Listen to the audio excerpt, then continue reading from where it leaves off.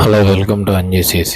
The question we are going to see asked on profit and loss. ఏమి ఇచ్చాడు? The difference between cost price and selling price వచ్చేసి 132 rupees ఇచ్చాడు. So ఆ profit percentage ఎంత అంట? 20%. అంటే 20% వాల్యూ వచ్చేసి 132 రూపీస్.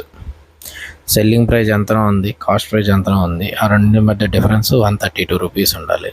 అమ్మగా వచ్చినటువంటి ప్రాఫిట్ పర్సంటేజ్ 20.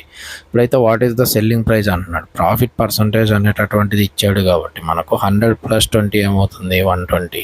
సో 20 వాల్యూ ఎంత అయినప్పుడు 120 వాల్యూ ఎంత? సింపుల్. 20 1s 26. 132 × 6.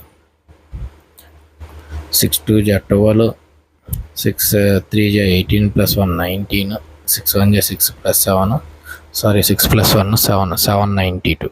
సో దీనికి సంబంధించి ఈ క్వశ్చన్లో సంబంధించి ఫర్ ఎగ్జాంపుల్ లాస్ పర్సన్, ఇంకా దీంట్లో అడిగితే మహా అంటే ఏం అడగచ్చు అంటే లాస్ పర్సంటేజ్ అడగచ్చు. ఒకవేళ బట్టి లాస్ పర్సంటేజ్ అడిగారు అనుకోండి, సేమ్ ఇదే 20%కు 132 ఇచ్చేసి లాస్ పర్సంటేజ్ అడిగాడు అనుకోండి, అప్పుడు -20% చేసుకుంటాం. దీన్ని -20% అంటే సెల్లింగ్ ప్రైస్ 80% అవుతుంది. 20 ఎంత అయినప్పుడు 80 అంత. ఈ రెండింటికి ×4 కాబట్టి ఇటు సైడ్ కూడా ×4 చేయండి, సరిపోతుంది. ఇక్కడ 20 అంటే ఇది ×6 కాబట్టి దీనికి కూడా ×6 చేసుకోండి. సేమ్ వాల్యూ అనేటటువంటిదే వస్తుంది.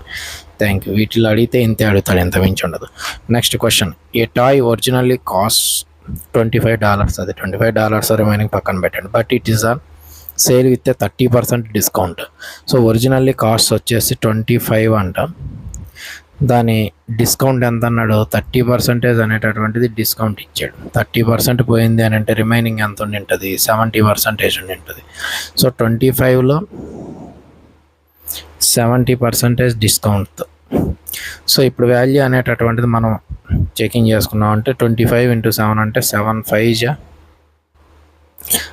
35, 7 2 14 + 1 17. సో ఇంకా జీరోస్ అనేటటువంటి క్యాన్సిలేషన్ లేకపోతే 17.5 రావాలి. ఆన్సర్ అనేటటువంటి 17.5. ఇలా కాకపోయినా మనకు డిస్కౌంట్ అనేటటువంటిది 30% పోతే రిమైనింగ్ 70% అమ్మాడు. 70% అమ్మాడంటే రివర్స్ ఇటు సైడ్ నుంచి చేస్తే మల్టిప్లికేషన్ అయినప్పుడు అటు సైడ్ నుండి చేస్తే డివిజన్. అంటే 7కు సంబంధించి డివిజిబుల్ వాల్యూ ఉండాలి. 7కు సంబంధించి డివిజిబుల్ వాల్యూ ఏదో ఒకటి ఉంది అండి.